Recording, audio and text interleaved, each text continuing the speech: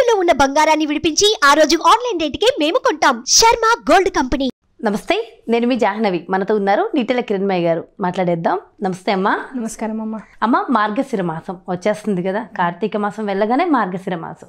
మరి ఈ మాసం మొత్తం ఆచరించవలసిన విధి విధానాలు ఏమిటి, కలిగే ఫలితం ముఖ్యంగా కావాల్సింది? మార్గశిర మాసము అనగానే భగవద్గీతలో శ్రీకృష్ణ పరమాత్మ చెప్పిన మాట గుర్తొస్తుంది. మాసానాం మార్గశీర్షోహం. నేను మార్గశీర్ష మాసములన్నింటిలోకి ఉత్తమమైన మాసం ఏదైనా ఉంది అంటే అది మార్గశీర్ష మాసం, మార్గశిర మాసం అంటాం. ఈ మార్గశీర్ష మాసమే స్వయం నారాయణ స్వరూపం. ఆ నారాయణ స్వరూపమైనటువంటి ఈ మాసంలో ఏం చేయాలి? ఇప్పుడు కార్తీక మాసం అంతా శివస్వరూపం అని ఏం చేసాం? తెల్లవారుజామున ప్రాతకాలంలో నిద్రలేచి సూర్యుడు తెల్లవారకుండానే, అంటే ఇంకా పైకి రాకుండానే దీపారాధనలు అవన్నీ చేసుకుని కార్తీక దామోదర పూజ చేసాం. ఇప్పుడు ఈ మాసము పైగా మన అందరి అదృష్టం ఈసారి విశేషం ఏమిటంటే మార్గశిర మాస ఆరంభమే గురువారం, లక్ష్మీవారంతో మొదలవుతుంది. రేపు అమావాస్య, ఎల్లుండి నుంచి ఇంకా గురువారం మొదలవుతూ ఉంటుంది. సో మార్గశిర లక్ష్మీవారాలు అని నిజంగా అటువైపు వైజాగ్ ఆ తర్వాత లోపలికి ఉన్నటువంటి ఆ జిల్లాల వాళ్ళందరూ కూడా విశేషంగా చాలా బాగా చేసుకుంటారు. అక్కడ కనక మహాలక్ష్మి టెంపుల్ ఉంది కదా వైజాగ్లో. వాళ్ళందరూ అసలు ఈ మార్గశిర లక్ష్మీవారాల నోములు లేదు మార్గశిర మాసంలో జరిపేటువంటి విశేష పూజలు తూచా తప్పకుండా ప్రతి ఇంట్లోనూ చేసుకుంటారు. అంత విశేషమైనటువంటి ప్రాధాన్యత కలిగినటువంటి మాసం ఈ మాసం. మనకి ఇంకా ఇటువైపు తక్కువ, ఆంధ్ర ఇటువైపు తక్కువ. కానీ అలవాటు చేసుకుంటే మాత్రం ఆర్థికపరమైన, కుటుంబపరమైన, సమాజపరమైన, పిల్లల భవిష్యత్తు, మన కుటుంబంలో ఉండేటువంటి రకరకాల ఇబ్బందులు ఇవన్నీ కూడా తొలగిపోతాయి. ఎందుకంటే దానికి ప్రత్యక్ష సాక్ష్యం నేనే. నాకు కూడా ఇలాగే ఎవరో చెప్పారు, అమ్మ మార్గశిర లక్ష్మీవారాలు బాగుంటుంది, ఇట్లా చేసుకోండి అని చెప్పిన తర్వాత దాదాపు 20 ఏళ్ల క్రితం మేము అప్పుడప్పుడే లైఫ్ స్టార్ట్ చేసిన కొత్తల్లో నాకు ఇలాగే ఒక ఆవిడ, అప్పట్లో మా పక్కింట్లో ఉండేవారు, ఆవిడ చెప్పిన తర్వాత నేను మొదలెట్టాను. నిజంగా ఆ గ్రాడ్యువల్గా మనం ఎదగడం అనేది మన లైఫ్లో చూస్తాం. అది చూసి నిజంగా కాన్ఫిడెన్స్ లెవెల్స్ పెరుగుతాయి. ఏం చేయాలి మార్గశిర మాసంలో? సూర్యోదయం అయ్యే సమయానికి ఇల్లు శుభ్రం చేసుకోవడం కానీ ప్రతిరోజు కూడా అందులో లక్ష్మీవారాలు ముఖ్యంగా. లక్ష్మీవారం అంటే గురువారం. ఇల్లు ఊడ్చుకోవడం, ఇంటిని తుడుచుకోవడం, దాంతోపాటుగా వీలైనంత వరకు మన స్నానాధికాలు పూర్తి చేసుకోవడం, దీపారాధన అనేటువంటిది ఆ సమయానికి అయిపోవడం, సూర్యోదయం సమయానికి అవ్వాలి. అయిన తర్వాత దీపారాధనతో పాటుగా ఇంట్లో మీ ఎవరైనా పెద్దవాళ్ళు చేసుకునే పూజలు లేదు భర్త చేసుకునే పూజలు ఇలాంటివన్నీ అయ్యాక ఆడవాళ్ళు వీలైనంత వరకు కూడా ఆ రోజు నూనెని ముట్టుకోకూడదు. మార్గశిర లక్ష్మీవారాలు నూనె ప్రస్తావన అనేటువంటిది ఇంట్లో ఉండకూడదు. అంటే మేము ఇంట్లో ఏం చేస్తామంటే అసలు ఆ డబ్బాని దాచేస్తాం, గబుక్కుని ఎవరైనా సరే రాసేసుకుంటారేమో అనేటువంటి ఒక భయం.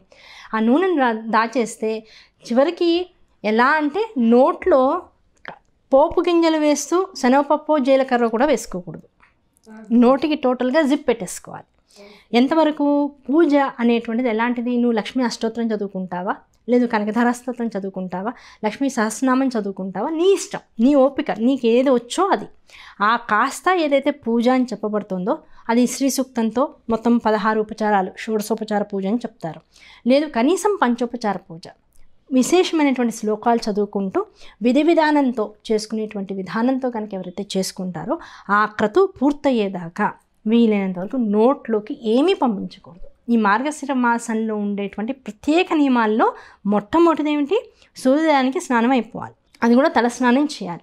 ఆ తలస్నానం రుద్దుకోకూడదు. తలకాయని షాంపూతో కానీ కుంకుడుకాయలతో కానీ రుద్దుకోకూడదు. ఊరికే దీసిగా స్నానం చేసి నెల మొత్తం కాదు, లక్ష్మీవారాలు ప్రత్యేకంగా. మనం లక్ష్మీవారంతో మార్గశిర మాసం మొదలవుతుంది కనుక ముందు ఆ రోజు చేసే విషయాలు చెప్పుకుందాం.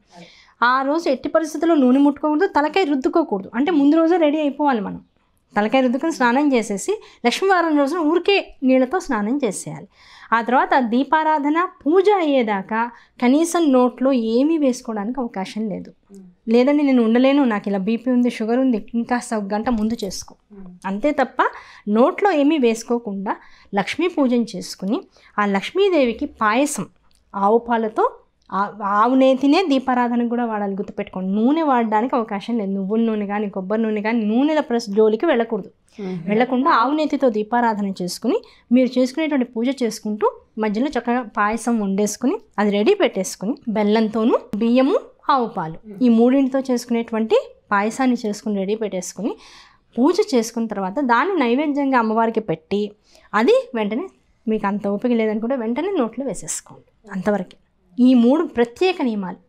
నూనె, తలకి నూనె రాసుకుండా ఉండడం, వంటల్లో నూనె వాడకుండా ఉండడం, దీపారాధన కూడా కనీసం లక్ష్మీ వారాలు ఆవునేతినే వాడడం. మేమైతే మొత్తం నెలంతా ఆవు నెయ్యి వాడతాం. లేదండి మాకు అంత శక్తి లేదు ఆర్థికంగా, చాలా మందికి పడదు కూడా ఆవు నెయ్యి పడదు. నాకు తెలిసినంత వరకు సైంటిఫికల్గా ఎలాంటి శరీరతత్వం ఉన్న వాళ్ళైనా సరే, ఎంత అనారోగ్యమైనటువంటి స్థితిగతుల్లో ఉన్న వాళ్ళకైనా సరే ఆవు నెయ్యి అనేటువంటిది పరమౌషధం. అంటే ప్యూర్ అయ్యి ఉండాలి. ఇప్పుడు వచ్చేదంతా కల్తీ కాబట్టి కదా. మీరు వీలైనంత వరకు ఆవు పాలు తెప్పించుకుని ఇంట్లో కాచుకోవచ్చు. లేదు ఇప్పటికిప్పుడు మాకు అలా ఎలా అవుతుంది అంటే పతంజలి లాంటి వాళ్ళు వాడచ్చు, ఇబ్బంది ఏమీ లేదు. ఆవు నేతితో తిరగమూతలు వేసుకోవడం, ఆవు నేతితోనే వీలైనంత వరకు ఇక్కడ మాడు నూనె అదే దాన్ని అద్దుకుని దాంతో ముందు రోజు నాడు స్నానం చేయడం, అసలు టోటల్గా మొత్తం నెలంతా నూనె వాడకుండా ఉండడం పరమోత్తమమైనటువంటి విషయం. మేము అలా చేయలేం. కనీసం లక్ష్మీ వారాలు, ఎన్ని లక్ష్మీ వారాలు వస్తాయో అన్ని లక్ష్మీ వారాలు కూడా నూనె ముట్టకుండా ఉండేటువంటి వారం, దాంతోపాటుగా నేతితో దీపం పెట్టేటువంటి వారం, అలాగే వంటల్లో కూడా ఆవు నేతిని మాత్రమే వాడేటువంటి విశిష్టం. ఈ 3 పెట్టుకుని అమ్మవారికి నిత్యము పాల పాయసం, నిత్యము అంటే మార్గశిర లక్ష్మీ వారాలు కనీస పక్షంలో ఆవు పాలతో చేసినటువంటి పాయసాన్ని నైవేద్యం పెట్టడం. కనీసం మేము అలా కాదండి, మాకు మొత్తం నెలంతా మేము చాలా నిష్టగా చేద్దాం అనుకుంటాం. మొత్తం 30 రోజులు కూడా ఆవు పాలతోనే రోజు ఇంత పాయసం వండుకోండి, అలాంటి పాయసం హాయిగా ఉండండి. రోజు అమ్మవారికి ఏదో ఒక స్తోత్రాన్ని నియమంగా చదువుకోండి. ఆ చదువుకుని అమ్మవారికి విశేషంగా చేసుకోండి. మార్గశిర లక్ష్మీ వారాల రోజున కనీస పక్షంలో 10 మంది ముత్తైదులను ఇంటికి పిలిచి వాళ్ళకి తాంబూలాలు ఇచ్చుకోండి. చక్కగా వాళ్ళకి సువాసిని అలంకారం చేసి లక్ష్మీ స్వరూపంగా భావిస్తూ వాళ్ళకి చక్కగా మీకున్న ఓపాన శక్తిలో చక్కగా తాంబూలాలు ఇచ్చుకోండి. ఇలా కనుక మార్గశిర లక్ష్మీ వారాల వ్రతం చేసిన, మార్గశిర మాసం అంతా ఇదే నియమాంశాలతో మనం చక్కగా గడిపిన, ఎలాంటిది అంటే ఈ మార్గశిర మాసము అఖండ ఐశ్వర్యాన్ని మనకు అందిస్తుంది. అఖండ ఐశ్వర్యం ఏదో కొన్నాళ్ళు ఉండి మనకున్న అవసరాలు తీర్చి మళ్ళీ అప్పుల్లో తోసేసి వెళ్ళే ఐశ్వర్యం కాదు. అఖండ ఐశ్వర్యం అమ్మవారి అనుగ్రహం వల్ల మనకు లభిస్తూ ఉంటుంది. మార్గశిర లక్ష్మీ వారాలు 4 వచ్చాయి లేకపోతే 5 వచ్చాయండి, ఈ మాసం అవుతూనే మనం ఇది ఆపేయాలా చాలామంది అడుగుతూ ఉంటారు. కాదు, పుష్యమాసంలో అంటే మార్గశిర మాసం తర్వాత వచ్చేటువంటి పుష్యమాసంలో మొదటి గురువారం కూడా పూజ చేసినట్లయితే అక్కడికి ఇది నియమం పూర్తయినట్లు లెక్క. ఈసారి మాత్రం 5 గురువారాలు వచ్చినాయి. 5 గురువారాలు వచ్చి 6వ గురువారం పుష్యమాసంలో వచ్చే మొదటి గురువారం. అట్లా చేసుకున్నట్లయితే 6 వారాల పూజ విశేషమైనటువంటి అఖండ ఐశ్వర్య ప్రాప్తిని కలిగిస్తూ ఉంటుంది. అలాగే ఈ కథలోకి చిన్న స్టెప్ కనుక వేసినట్లయితే కొన్ని నియమాలు ఉన్నాయి. ఆడపిల్లల్ని కొట్టడానికి వీల్లేదు. కథలో చెప్తారు. ఒక బ్రాహ్మడు ఉంటాడు ఒక ఊళ్ళో. ఆయనకి పాపం భార్యాభర్త చక్కటి జీవితం, ధనవంతులు, చక్కగా ఆనందంగా జీవితాన్ని అనుభవిస్తూ ఉంటారు. ఓ ఆడపిల్ల పుడుతుంది. ఆ అమ్మాయి పేరు సుశీల అని పెట్టుకుంటారు పేరు. ఈ లోపల ఏమవుతుంది, పాపం భార్యకి ఏదో అనారోగ్యం చేసి ఆవిడ కాలం చేస్తుంది. దాంతో అవసరం కొద్దీ ఆ రోజుల్లో ఇల్లు గడవాలి కనుక, ధర్మాచరణ అనుష్ఠానం గడవాలి కనుక వెంటనే ఇంకో 2వ భార్యను తెచ్చుకుంటాడు వివాహం చేసుకుని. ఆవిడ మంచిదే కానీ ఏదో తనకి పిల్లలు పుట్టేటప్పటికల్లా చిన్న పిల్ల మీద, ఇప్పుడు ఆల్రెడీ ఉన్నటువంటి సుశీల మీద కాస్త చిన్న చూపు వస్తూ ఉంటుంది. ఆవిడకి కాస్త విసుగు, కోపం, చేయాల్సి వస్తుందనే బాధ, ఇవన్నీ. కాకపోతే తనకి పిల్లలు పుట్టేసిన తర్వాత ఆ పిల్లలందరినీ కూడా ఆ అమ్మాయికి అప్పగించేసి ఆడించమని, పాడించమని, వాళ్ళకి అన్నాలు పెట్టమని, ఇట్లా అమ్మాయిని కాస్త ఎక్కువ ఇంట్లో పనులు చేస్తూ ఉండమని ఇబ్బంది పెడుతూ ఉండేది. కాస్త ఏమన్నా అమ్మాయి కాస్త నెమ్మదిగా చేసినా, ఇవి ఇబ్బంది పెట్టినా చీపురు తీసుకుని కొట్టడం, కాలుతో తన్నడం, ఇలాంటివన్నీ చేస్తూ ఉండేది. ఆ తర్వాత ఒక యుక్త వయస్సు వచ్చిన తర్వాత ఆ అమ్మాయికి వివాహం చేసే సమయం వచ్చేటప్పటికి ఈ లోపల ఏమైందంటే ఆ పిల్ల ఉండేటువంటి గ్రామం అంతా కూడా ఈ మార్గశిర లక్ష్మీ వారాల నూనె నోస్తూ ఇంట్లో ఆడవాళ్ళందరూ కూడా ప్రత్యేక ధర్మనిష్టతో ఉంటూ ఉండేవాళ్ళు. తన తల్లి కూడా చేస్తూ ఉండేది. ఆ పిల్లకి అవన్నీ తెలుసు కనుక ఈవిడ కూడా, పిన్ని గారు కూడా చేస్తూ ఉంటుంది. తను కూడా ఏం చేస్తూ ఉంటుందంటే పిల్లల్ని ఆడించమని ఏదో చిన్న చాక్లెట్ లాగా, ఆ రోజులో చాక్లెట్ లేవు కనుక బెల్లం ముక్కో, లేకపోతే కాస్త అటుకుల్లో బెల్లం వేసో, లేకపోతే పుట్నాల పప్పు పల్లీలు కలిపో అట్లా ఏదో ఒకటి ఇస్తూ ఉండేది ఆ పిల్లకి. ఈ అమ్మాయి ఏం చేసేదంటే మట్టితో చిన్న విగ్రహంలాగా, తనకు వచ్చినటువంటి చిన్న చిన్న చేతుల్లో చేసుకునేటువంటి ఒక చిన్న విగ్రహంలాగా ఒక మూర్తిని చేసుకుని, దానికి అక్కడ ఇక్కడ రాలిపడినటువంటి పూలన్నీ తీసుకొచ్చి ఆ మూర్తికి పెడుతూ, తనకి ఇచ్చినటువంటి తినమని ఇచ్చినటువంటి అల్పాహారం ఏదైతే ఉంటుందో దాన్ని అమ్మవారికి నైవేద్యంగా పెడుతూ ఉండేది. చివరికి యుక్త వయస్సు వచ్చి ఈ అమ్మాయికి వివాహం చేద్దామని తండ్రి నిశ్చయించి ఒక మంచి కుటుంబంలోకి ఇచ్చేస్తాడు. పెళ్లి చేసుకుని వెళ్ళిపోతూ ఈ పిల్ల ఆ మట్టి విగ్రహాన్ని తను ఇన్నాళ్ళు చేసుకుని ఏదైతే పూజిస్తుందో ఆ విగ్రహంతో పాటు వెళ్ళిపోతుంది. ఆ పిల్ల గుమ్మం దాటంగానే 1 నెల 2 నెలల్లో వీళ్ళ ఇంట్లో దొంగలు పడి మొత్తం ఐశ్వర్యాన్ని అంతా దోచుకోవడం, వీళ్ళు కటిక దరిద్రాన్ని అనుభవించేటువంటి స్థితికి వచ్చేస్తారు.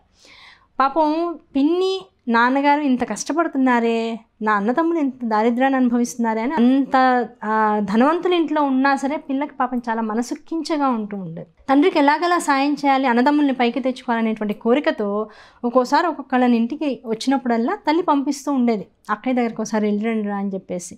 తల్లి ఆలోచన, ఆవిడ వెనకాల ఆవిడ నీడ్ తెలిసినటువంటి సుశీల ఏం చేస్తుందంటే ఒక్కోసారి ఒక్కొక్క వస్తువులో కాస్త ధనాన్ని నింపిస్తూ ఉండేది. పిల్లలకి ఆ విషయం తెలియక ఆ వస్తువుని పోగొట్టుకుంటూ ఉండేవాళ్ళు. దాంతో కొన్నాళ్ళు పోయిన తర్వాత ఈవిడికే డౌట్ వస్తుంది, అమ్మాయి ఊరికే అమ్మాయి గుణం తెలుసు కదా, చేతులతో పంపించదు అమ్మాయి, వీళ్ళే ఎక్కడో తప్పు చేస్తున్నారని ఈసారి ఏం చేస్తుందంటే తనే వెళ్తుంది, పిల్లల్ని భర్తని ఇంట్లో ఉంచేసి కూతురు దగ్గరికి వెళ్తుంది. అప్పుడు ఇంకొక 4 రోజుల్లో మార్గశిర మాసం మొదలవుతూ ఉంటుంది. అప్పుడు తల్లికి చెప్తుందమ్మా, నేను నీకు డబ్బులు ఇవ్వడం కాదు అంటే అంతరార్థం ఏమిటి, ఒకడిచ్చినటువంటి డబ్బు మనకి నిలవదు. ఈ స్టోరీ వల్ల, మార్గశిర లక్ష్మీ వారాల స్టోరీ వల్ల మనం తెలుసుకోవాల్సిన నీతులు చాలా ఉన్నాయి. ఒకళ్ళు ఇచ్చిన దాంతో మనం సుఖంగా ఉండడం అనేది ఈ జన్మకు కుదరదు, మనకి మనంగా సాధించుకోవాలి దేన్నైనా. కనుక అమ్మ ఇవాళ ఇంకో 2 రోజులు మార్గశిర మాసం మొదలవుతోంది, మన ఇద్దరం కలిసి మొత్తం మాసంలో వచ్చేటువంటి లక్ష్మీ వారాలను ఉంచుకుందాం, నువ్వు ఇక్కడే ఉండిపో అని చెప్పి తల్లిని ఉంచుకుంటుంది. సరే పాపం కూతురికి ఇంత ఆపేక్ష, ఆవిడకి ప్రేమ పెరుగుతుంది, పోన్లే నాతో కూడా చేయిస్తానంది అనుకుంటుంది, ఓకే అనుకుంటుంది. మొదటి వారం రాగానే పిల్లల్ని ఆడిస్తూ మాటల్లో గబుకు నోట్లో పిల్లలకి పెట్టేది తను కూడా వేసేసుకుంటుంది ఆవిడ. అయ్యో అమ్మ ఇంకా పనికి రాదని మళ్ళీ కూతురే చేసుకుంటుంది.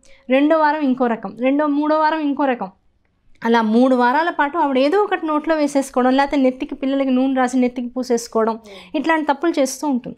చివరికి 4వ వారం ఏం చేస్తుందంటే సుశీల, అమ్మ ఇలా కాదు, నువ్వు వదలడానికి వీల్లేదు, నా కొంగు కట్టేసుకుంటా అని తల్లిని తన కొంగు కట్టుకుని ఆవిడ ఎక్కడ ఏది నోట్లో వేసుకోకుండా, చేతులకి ఏది అంటకుండా తన వెనకాలే తిప్పుకొని పూజా సమయానికి కూర్చోబెట్టుకుని పూజ చేయించేస్తుంది. ఆ అమ్మాయి సంకల్పం ఎంత గొప్పది అంటే సుశీలది, ఈ పూజ అయిన వెంటనే అమ్మవారు ప్రత్యక్షం అవుతుంది. ఆ ప్రత్యక్షమే, అమ్మ నీకేం కోరిక కావాలంటే, అమ్మ మా ఇల్లు ఎప్పుడు కూడా అఖండ ఐశ్వర్యాలతో ఉండాలి, సుఖ సంతోషాలతో ఉండాలి, అపమృత్యు మా ఇంట్లోకి రాకూడదు, ఇటువంటి అనుగ్రహాన్ని నాకు మా అమ్మగారికి కూడా అనుగ్రహించు తల్లి అనగానే ఈవిడ తాంబూలం తీసుకుంటుంది, కానీ ఆవిడ ఇచ్చినటువంటి తాంబూలం తీసుకోదు ఆవిడ. ఎందుకమ్మా నా తల్లిని ఇలా ఉపేక్షిస్తున్నావని అడుగుతుంది సుశీల. ఒకప్పుడు ఆడపిల్ల ఇంటికి లక్ష్మీదేవి అని తెలిసినా సరే నిన్ను కాళ్ళతో తన్నడం, చీపురుతో కొట్టడం చేసింది. ఎన్నో అధర్మమైనటువంటి, భర్తకి నచ్చనటువంటి విషయాలు ఎన్నో కూడా ఇంట్లో చేస్తూ ఉండేది. గట్టిగా అరవడం, ఇరుగు పొరుగు వాళ్ళతో పోట్లాటలు పెట్టుకోవడం, శుక్రవారం మంగళవారం తేడా లేకుండా జుట్టు విరబోసుకుని ఇంట్లో ఏడుస్తూ కూర్చోవడం, పిల్లల్ని దూషణలాడడం, ప్రేమతోనే దూషణలాడుతూ ఉండడం, ఇంటికి పోయే వాళ్ళందరి మీద కూడా పితూరులు చెప్తూ ఉండడం, వాళ్ళ గురించి వీళ్ళకి ఇలాంటి అధర్మమైనటువంటి స్థితిగతుల్లో మీ తల్లిగారు చాలా తప్పులు చేశారు, అటువంటి వారింట నేను నిలవను లక్ష్మీదేవి చెప్తుంది. అంటే అప్పుడు సుశీల ఏమంటుందంటే, అమ్మ ఇప్పుడు మారింది మా తల్లిగారు, ఇదివరకు అలా ఉన్నారు, అది వయసు వల్ల మాత్సర్యం వల్ల వచ్చేటువంటి కొన్ని రకాల ఇబ్బందులు, అది తగ్గి ఇప్పుడు వయసుకు వచ్చింది, ఇప్పుడు నేనంటే మహా ఆపేక్ష ఉంది నా తల్లికి, నువ్వు ఇలా ఉపేక్ష చేస్తే నేను చేసినటువంటి పూజ మీద కూడా ఇంకా నాకు నమ్మకం సన్నగిలుతుంది తల్లి, ఇట్లా కాదు మా తల్లిగారి కుటుంబాన్ని, మా నాన్నగారి కుటుంబాన్ని నువ్వే ఉద్ధరించాలని నిజంగా ప్రణిపాతం పడి ఆవిడని వేడుకునేటప్పటికి ఇంకా అనుగ్రహించి అప్పుడు ఆవిడకి కూడా ఐశ్వర్యాన్ని అందిస్తూ ఉంటుంది. ఆ తర్వాత ఇంత ఆనందం, అంత ఐశ్వర్యం తన తల్లిదండ్రులు కూడా అనుభవిస్తూ అన్నదమ్ములందరూ కూడా ఉచ్చస్థాయికి వచ్చేటప్పటికి ఆనందంగా ఉంటుందన్నమాట. కనుక ఈ సుశీల కథని తెలుసుకోవడంలో అంతరార్థం ఏమిటి అంటే, నువ్వు చేయవలసిన పనులు ఏమిటి, చేయకూడని పనులు ఏమిటి. అవును, ఆడపిల్లల పట్ల, మగపిల్లల పట్ల, పిల్లలు ఎవరైనా సరే వాళ్ళ పట్ల నువ్వు ఎలా ఉండాలి, ఇంట్లో స్త్రీ బాధ్యత ఏమిటి, ఆ స్త్రీ ఎలా ఉంటే ఆ ఇంట్లో లక్ష్మీదేవి నిలుస్తుంది.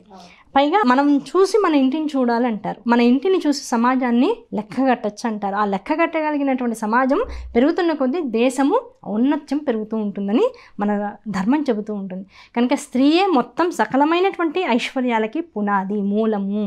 కనుక అటువంటి మూలాన్ని జాగ్రత్త చేసుకుంటే మొత్తం అంతా మంచి జరుగుతుంది. కనుక ఈ మార్గశిర లక్ష్మీ వారాలు, లక్ష్మీ వారంతో మొదలయ్యేటువంటి ఈ మార్గశిర మాసం ప్రతి వాళ్ళకి ఐశ్వర్యాన్ని ఇవ్వాలని, ధర్మానుకూలతని మనస్సులో రగిలించాలని, భర్త పట్ల భార్యకి, భార్య పట్ల భర్తకి కూడా సమమైనటువంటి స్నేహభావం పెరగాలని, ప్రేమ పెరగాలని, అలాగే పిల్లలు ఇంట్లో ఉన్నటువంటి వాళ్ళ యొక్క భవిష్యత్తు తల్లిదండ్రుల్ని చూస్తూ మొదలవుతుంది. కనుక వారి యొక్క మానసిక స్థితిగతులన్నీ కూడా తల్లిదండ్రులతో పాటు ఉద్ధరింపబడాలని మనస్ఫూర్తిగా కోరుకుంటూ, ప్రతి వాళ్ళు చేసుకోదగిన చాలా సులువైన పద్ధతిలో ఈ మార్గశిర లక్ష్మీ వారాల నోములు నోయించుకునేటువంటి విధానం మనం చెప్పుకోవడం జరిగింది. సంకల్ప బలం ఒక్కటి ముఖ్యం, చాలా ముఖ్యం. మొత్తం ఈ మార్గశిర మాసం మొత్తం కూడా నిజంగా చేయవలసిన, చేయకూడని పనులు ఎలా చేయాలనేది క్లియర్గా, డీటెయిల్డ్గా, చక్కటి కథ కూడా, అలా వినాలనిపించే అలాంటి చక్కటి కథ కూడా చెప్పేశారమ్మా. చాలా సంతోషం. థ్యాంక్ యూ సో మచ్ అమ్మా. నమస్కారం.